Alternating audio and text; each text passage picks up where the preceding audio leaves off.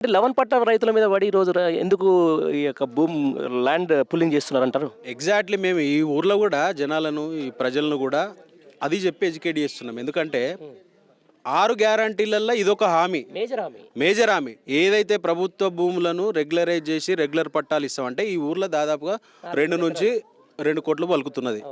లావాన పట్టాల నుంచి రెగ్యులర్ పట్టాలు వస్తే ఈ రైతులందరూ కూడా 2.5 కోట్లు పలుకుతావు ఒక్కొక్క ఎకరా.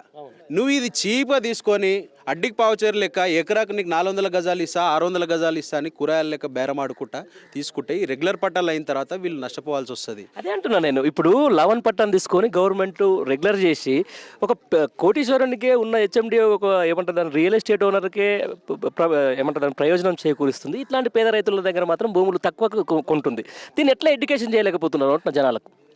ఖచ్చితంగా వాళ్ళ లోపల ఒక అల్జడి వచ్చింది, చర్చ నడుస్తున్నది, వాళ్ళు కూడా అవగాహనతో ఉన్నారు.